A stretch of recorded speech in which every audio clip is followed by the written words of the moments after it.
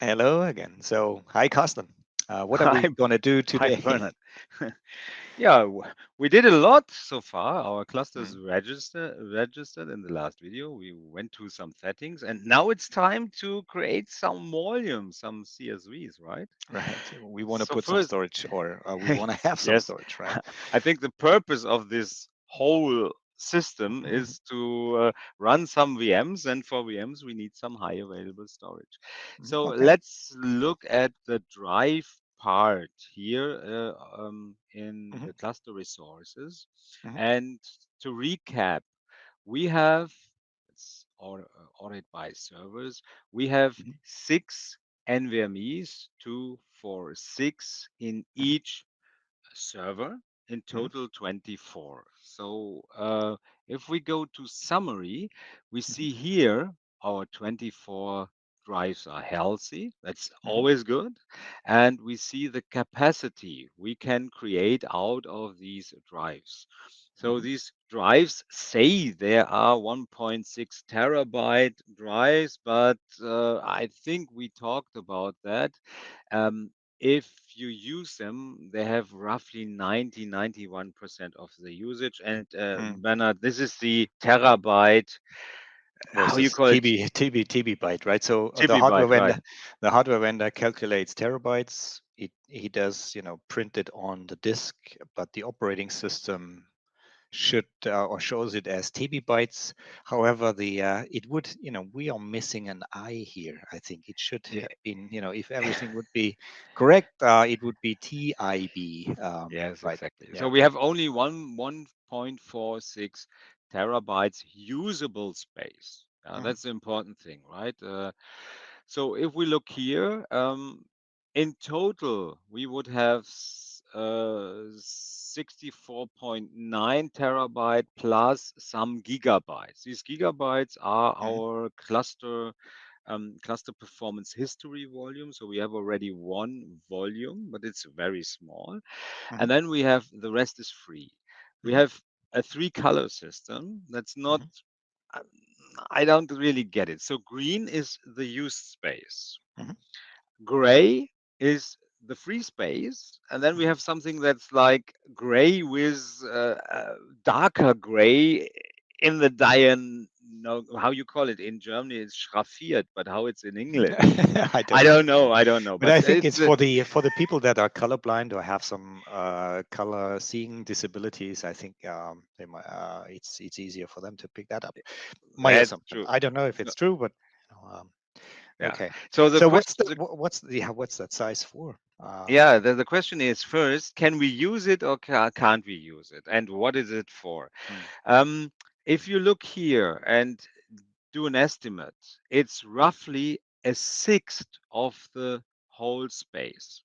mhm, Yeah, so this is 1/6, two mhm, sixths, 3/6, so it's half. It's a sixth. So it's like an hot spare in every mm, server, but it's not an hot spare. So, but if you know a RAID controller, and if you have your RAID system and you want to be prepared for a failure, the disk fails, there is another disk in your RAID that is not used for storage. It's just mhm, there turning, and if a disk fails, the system can immediately rebuild all the data on the hot spare disk. mhm, Microsoft doesn't use the hot spare concept. It's not allowed in storage spaces direct. They use something called parallel rebuild. So mhm, we don't have a full spare disk. We spare space on every disk we have. So imagine we have our 6 disks, and now we don't use a sixth of every disk. So we have mhm, the capacity of one whole disk free, but mhm, not one free disk. It's on on every disk we leave a part of the disk free. So now mhm, what happened? One of the disks in the system fails, and we can copy the data from another server into the free space that we left free on every disk. So mhm, if one disk fails, that would be 5/6 of data where we're gone, because also this disk has 1/6 free. So mhm, 5/6 um, 5 parts of a whole disk would have to be copied over, and we have still 5 disks left with 6 of free space. So the data that has to be rebuilt fits into these free space. And And if the you, Mhm. yeah, Bernard, ask. Yeah, the so just let me summarize that maybe in different words. So if one server goes down from your cluster, you don't have a replacement hardware because mainboard is crashed and you need to wait for a very long time in order to get it back or to, you know, the system will rebalance itself, right? So it will try to come over the issue, Yeah, and rebuild or rebalance the storage, so that after some time, if that job is done using that space that is used as reserved, as you just described. no. um,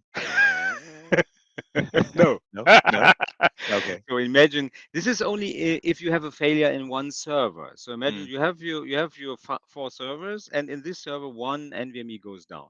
What okay. you are describing is then we could only Oh, use half of the space because it has to rebalance. The rebalance extents has to go somewhere, and if a whole yeah, server fails, there's a lot of extents there. right. We usually don't leave so many space unused. You Okay. could do that with if you only go here. If you have a 2 node cluster, you only go up to here. Then you could rebalance. But in this scenario, it's just in the server. So Okay. it can compensate a failure of one drive. The repair processes can start immediately Hmm. and fill up the free space with the extents that were lost in the same server. But there are copies of the same extents in other servers, and we come to that. Yeah. So Hmm. this is only with a server. If you go to an extent, you can also, of course, you can also compensate a whole server. But for that, you need more than Much three more space. servers, Okay. yeah, or even Yeah. more than 4 servers, because Mm, imagine you have 2 servers with a two-way mirror. The extent that is regenerated has to be in another fault domain, and if you lose yeah. one fault domain of two, there is no fault domain to rebuild the data, right? So this is exactly for the like a failure in the server. You can compensate it. Yeah? Hmm. You can use that space, and I have another cluster that I use for some production data, and there are not enough space in there. So I decided to also use this space. Hmm. The disadvantage is if NVMe fails, I have to replace the NVMe, and then the repair process can start. In Hmm. this example, if an NVMe fail, there's enough space in the same fault Okay. domain to Yeah. rebuild the data. Huh? Okay, so I know that you know that, but you wanted to play devil's advocate and say it's not for a server failure, it's a failure in one server, and we have this space in every server. So one NVMe that fails can be compensated in every server. Not a Yeah. second, not a third. We can also leave more space unused, then we can compensate maybe 2 failures. Yeah, but Mhm. this is for one drive. Okay. So it's a matter of just the size, how much you reserve, and then Ex- it's an economical Exactly. Yeah. If you have thinking as well. Yeah. HDDs, for example, they are not Mm. too expensive. You can think about leaving 2 or 3 unused. So the size of them, they are used. The advantage here is they are used for I/O. If you Yeah. have a hot spare, it's not used for I/O. It's just there waiting for a failure. Yeah? Yeah. Okay, so but here everything is fine, and the green part is what we use. So if we now create volumes, and we want to do that in this video, and we talk a bit more about the resiliency. Yeah, One question. yeah. That size that you had, is that netto capacity or is that gross capacity? Or I let's maybe create the volumes and then let's Yeah, see, right? these are the extents that are available in the storage pool, and now we decide how we use them. Do we do a three-way mirror? Do we do a mirror accelerated parity? Go we to PowerShell and do a double parity? Do we do a two-way mirror? Yeah, so we decide how we use those extents. I think that was your question, right? So let's go here to volumes. you see, we have already one, and I Mm, love in Admin Center, I love these graphs and numbers. We come to that a bit later when we do performance tests.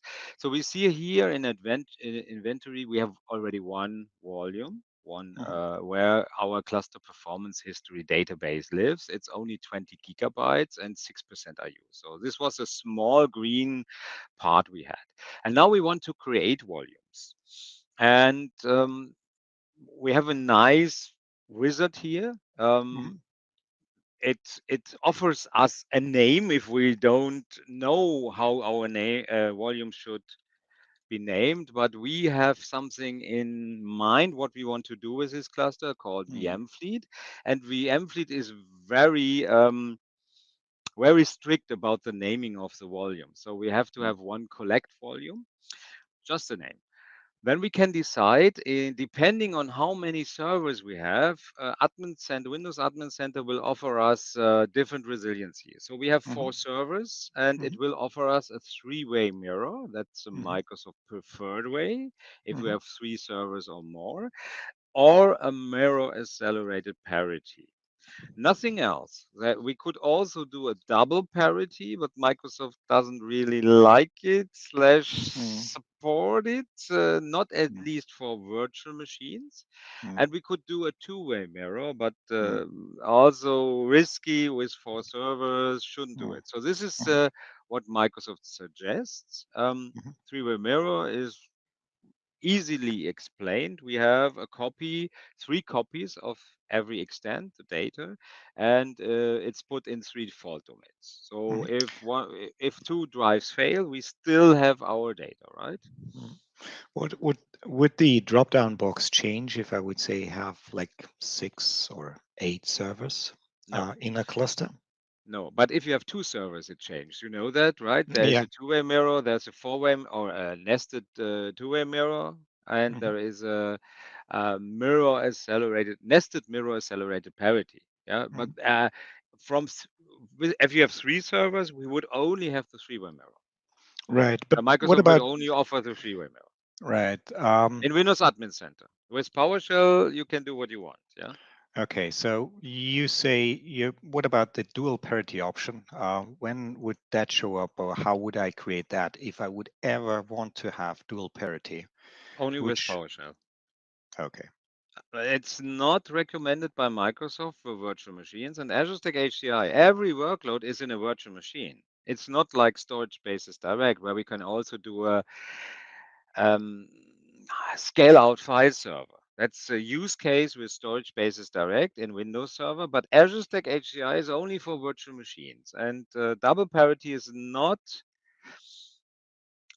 at least not strongly not recommended for Yeah. virtual machines. I even heard not supported, but Microsoft sometimes is very vague about support statements, right? So Yeah.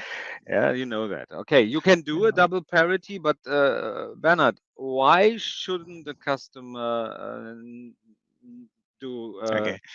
Yeah. double Then parity? let's Maybe you present something about it. yeah, Huh? let's do it now. So Uh, if you could switch over to my screen. I So did, so maybe you go to presentation mode. okay, here you go. Okay, so there is, the what you said, the recommendation part, and I put the link at the bottom, which is the official website where you can look that up and find that graph, which is which kind of resiliency level should I take for different kinds of workloads, right? And we live in that world, right? So we are the virtual machine guys. We want to host virtualized workloads, databases in virtual machines or something like that. We want to have this here, right? So the biggest, right, performance, for example, Mhm. or the biggest performance in general, right? If you go for dual parity, which would that option be here, right? So, the thing is that you get more network capacity out of your storage that you put into the servers. However, it comes with a cost. The cost is this here. So this doesn't seem too bad, right? So the indication people might see, okay, if I get a little bit less performance, it might be okay-ish for me. However, the biggest impact is on writes, okay? And I'll just show you from a personal experience how big the impact is, right? So take, for example, this, which was a really decent system, a lot of servers, And we just added, the VM fleet with a 25% write portion, right? So 75 was still read, right? And I can guarantee that the read performance is cool with dual parity, but the write performance really is is impacting the servers quite a lot, Do you right? have the numbers for 100% right? This is already the No, bad one, unfortunately, right?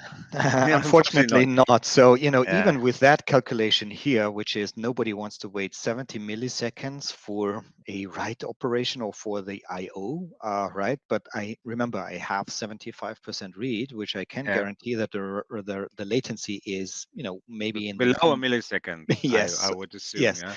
So, you can calculate now up how much the write latency is, right? So that's Over the only over the 250 milliseconds just okay. by Yeah. putting it there. Yeah, And to compare this with the three-way mirroring, right? So it was, to be honest, it was not on the same system, but it was on a almost identical system, right? Same load pattern, right? Doing that with three-way mirroring, you could see here um, latency is sort of okayish, right? 2 milliseconds or max, but they are sort of acceptable. yeah. Um, That's still average. That's I've seen much better yeah, systems, but yeah, it's quite a difference. 1.8. Let's say it's the yeah, right is maybe three-ish yeah. milliseconds. That's not great, but it's much, much, much, much, much, much, Yeah, much so better than the double yeah. parity.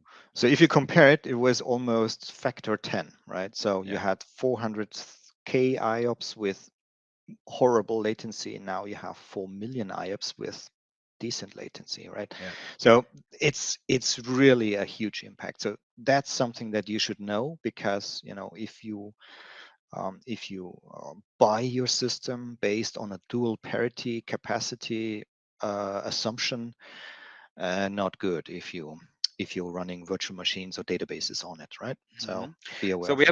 we have another resiliency that is Mhm. supported Okay. in Yeah. storage spaces in an Azure Stack HCI. That's a mirror accelerated parity. Hmm. And in my experience, it's as long as we write in the mirror part of the volume, it's as fast as or nearly as fast as a three-way mirror. Of Hmm. course, if the system has to do the double parity magic with colder data, that's a good thing. So we have a kind of real-time tiering between the three-way Hmm. mirror and double parity part in the same volume. Um, there we get a little bit of an impact. So if you size it well for your workload, it's in my opinion and my Hmm. experience nearly as good as a three-way mirror for the Hmm. part for the really right part. And often you have data that is not touched a lot. Yeah, so if you Hmm. look at a file server, we have a file server with data for nearly 10 years in there, and I never use those files again. They're just there for Yeah. archive. Or if you look at a SharePoint server for documents, same. Yeah, Yeah. there's maybe an Excel sheet in there, spreadsheet that you use every 3 months or so. So this is really cold data, right? Yeah, I mean, if you really know how your workload is behaving, right? If it's 100% read, right? Then I would say other alternative types are good, right? I mean, you could even use dual parity, but who knows exactly how the load pattern is, right? I mean, as you said, I mean, archival, backup data, virtualized. I mean, you do have the grouping of the workload types there. However, Yeah, if you're uncertain, I think mirroring is, the low brainer. It is maybe the most costly one, but the medium one is the mirror accelerated parity, which you said. But from your experience, what would be the portion of mirror versus dual parity in a mirror accelerated parity yeah, volume? Would you yeah. do Well, I 50-50 or? no, 50-50 is most of the time I think too much. If you look Mm, at the really the data that you change very Mhm, often it's not 50% of your workload. Usually, imagine a mhm, 10 terabyte volume. So let's switch back to my screen and mhm, get our faces in there again. Hello back. So I already took the liberty to create two volumes because it takes a little bit of time. And mhm. now let me explain it at the third one. So just have to take the Yeah, name and of the while host. you are typing, I think maybe Carsten, we should do a sizing session as an optional piece at some We point do in that. time. Yeah, we Yeah. do that. Yeah. So if I choose mirror accelerated parity, Windows Admin Center offers Hmm. three percentages of mirror. It's 10%, 20%, 30%. Hmm. And I use most of the time the 30% mirror Hmm. option, and we will talk about that, what that means, how the difference is between a three-way mirror and a mirror accelerated parity with 30%. It's not too bad. So Hmm. if you look at a 10 terabyte volume and you created all three mirror, we have 30 terabytes of our pool extents are gone. If we do uh, uh, a double parity with 10 terabytes. So whole double parity, we shouldn't do that. But Hmm. again, 20 terabytes are gone, and the mirror accelerated parity part is between those 20 and 30 terabytes. So if we go with 30%, we have 23 terabyte extents gone. Yeah. So we have a saving of 7 terabytes over the all three-way mirror part, 7 terabytes, and only 3 terabytes more if we go all double parity, and the performance is really a different. So Hmm. I would go with the 70/30 part. Yeah, Hmm. that should be safe, and you don't lose too much extents. But in Hmm. our example here, we go with a three-way mirror. uh, you are from Microsoft, so we have to do the Microsoft recommended way, right? So, what is here about under more options?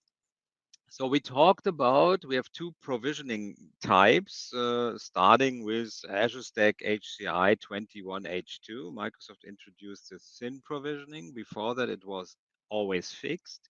Fixed mean if I create a 1 terabyte volume, it will, with a three-way mirror, it will take out 3 terabyte of extents of my uh, storage pool. Hmm. If we go with thin and would create a 1 terabyte volume, it will only take out the extents that it has now, that are only some extents for the metadata, Hmm. because there is not data in there. It's zero data. We don't have VMs in there yet. It will not consume a lot of our storage pool. But when we put VMs in there, it will Hmm. extend. Hmm. Yeah. So with thin, you are a bit more variable how much is taken, and but I'm still going with fixed most of the time because I want to see what's used. And if we put data in a thin volume, it has to allocate new extents and change the metadata of the storage pool. Shouldn't be something that is too hard, but at least it does it. Then we can do integrity checksums. Hmm. You didn't see anything about ReFS and NTFS. Windows Admin Center always uses ReFS, and ReFS is really the way to go with storage bases direct and Azure Stack HCI. The ReFS file system has really some advantages, and if you want to do a mirror accelerated parity, that's only possible with um, ReFS. Yeah, so Hmm. ReFS has another kind of option. It's the integrity checksums. They are done for the metadata of the ReFS system anyway, but you can decide if I want to use it for my VMs also. What does it do? It creates additional checksums in the ReFS file system, and Hmm. there is a task that periodically goes over the data and compares the data that is in the extents with the checksums. And if Hmm. there is a a mismatch, it can most of the time auto-correct it. So this is Mhm. not for wrong if the drive fail. It is if you have some kind of change of the data through bit rot or cosmic Mm. how it's called Radiation. cosmic radiation, right? Yeah. I haven't had that, but there are companies that had Well. that. So usually I don't use it, but there is the option to get some more security for your data. Mm. And then this part is for some companies very essential if they Mhm. want to encrypt their data on rest on the CSV volumes with BitLocker. That's Mhm. possible, and it's nice. Stores the BitLocker decryption keys in the Active Directory on the cluster object in the cluster database, and you get even, of course, you get a key where you can unlock your volumes if your AD is gone also. We don't Mhm. do that here, but I at least wanted to talk about the option. So, and then I Mhm. always get asked, what's the impact? With Mhm. integrity checksums, I don't know. It's Mhm. only when you write data, they are calculated. So there has to be some kind of impact, but I don't Mhm. think it's 50%. It's much less. Mhm. With encryption, I had this last week, I had just a customer where encryption is mandatory, and we did Mhm. a VM fleet on a Okay. volume that was not encrypted, and the VM fleet with encryption. And it's not hard. It's not much. It's Mhm. really slight because the encryption is done in the hardware in the processor. So let's create this volume. Let's create one more, and then we are done with this video. Mhm. And we have our layout Yeah. for So VM fleet. that's what I heard as well, right? So that the impact was bad a little bit more in the past, but it is improving, or it was improved recently. Yeah, I will Um, share the mm, numbers when we are looking at VM fleet on this system, mhm. and then Okay. I will tell you the numbers what we got with BitLocker volumes on. It was a Okay. 6-node all NVMe Okay. cluster. Yeah. So for you to follow, I mean, Carsten is creating a volume that is named as every node. So for each node has a volume with the same name. And the idea is later to put on a set of virtual machines that run our load tests in order to get some performance testing out of it. Mhm. That's why Carsten does it that Yeah. way. And Look here, I yeah. can even show something else because Mhm. this volume is already 40% filled up because I Mhm. didn't change from gigabyte to terabyte. So let's change that. You see here, Yeah. it's roughly the size is 2 gigabyte. That's too small. Mhm. So we go into the volume. We have a lot of information here. I love these graphs here, and we will look at Mhm. that when we do our performance tests. And now they moved the extend to settings, and you can here put 1 terabyte Right. and extend the volume. So Mhm. a Mhm. fixed created volume can be extended, not Mhm. shrinked. Mhm. A thin provisioned volume can't be extended and shrink. So you usually go faster with a thin. It's only using the space for the data that's in there, Mhm. but you can't extend it. At least not with Windows Admin Center, and I Yeah. never tried with something else. So I now we think have there our is a volumes. PowerShell way of doing that, but it's more complicated to do so. But Yeah. yeah. So let's have a look at the drives. Mhm. Finally, we see here our green part Mhm. of the s- um, storage space Bar. or of the pool.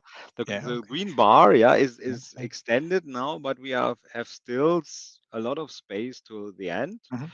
Mhm. Available are 22.8 terabytes of extents. And if Mhm. we would go with a three-way mirror, we have to divide this number by 3. Mhm. Then we would use all of it.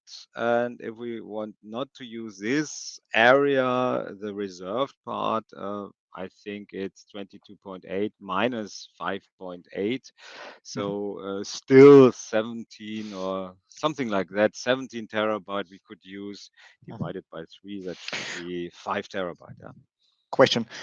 So, as we might have people listening that are new to HCI or to Windows failover clustering and storage spaces direct, why would you create multiple volumes, right? Oh, that's a good Or not question. just have one big volume, right? So why would you have more? Yeah, Or what would be your recommendation on this one? you can do one big volume, yeah, but don't go over 64 terabytes because 64 terabytes is the maximum amount that is supported in one CSV in a storage basis direct scenario. And that is, there are some historical reasons. ReFS can do much larger volumes, but in storage basis direct, 64 terabyte is your maximum number.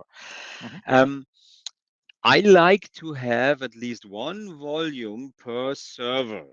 And in storage spaces direct with virtual machines on it, so the hyperconverged scenario, it's the reason is not as important as if you would do Windows Server storage spaces direct with a converged scenario. So meaning a file server on it for virtual machines or SQL or a user profile disk is also a use case that you can do with a storage spaces direct scale out file server. If you would have one volume there, every IO is only done over the host that is owner of the volume. Because we have a feature in SMB 3.02 that's called shortest path algorithm. So the external user of the data in these scale out file servers, it finds the shortest path to the volume, and the volume is at the owner. So every external resource will only contact the owner and ask him for data. But we have some more servers there that they have also external network cards that can be used for external traffic. And when you have only one volume, there can be only one server, the owner of this volume, where all your data is. So that's not a good design. So in a scale out file server, you should have at least one volume per server, and then your incoming and outgoing data is really spread over the whole cluster. In Azure Stack HCI, this reason is not so important anymore because we don't have external usage of the data. We don't have SMB shortest path algorithm because all the data is in the cluster. But I still do that. And it's still, I think, a recommendation also by Microsoft, one volume or multiple volumes per cluster node. Okay. So a long answer to your short question. And I think we are, this is also a very long video. So we should go on to the next one. And I'm very excited about benchmarking, right? See you.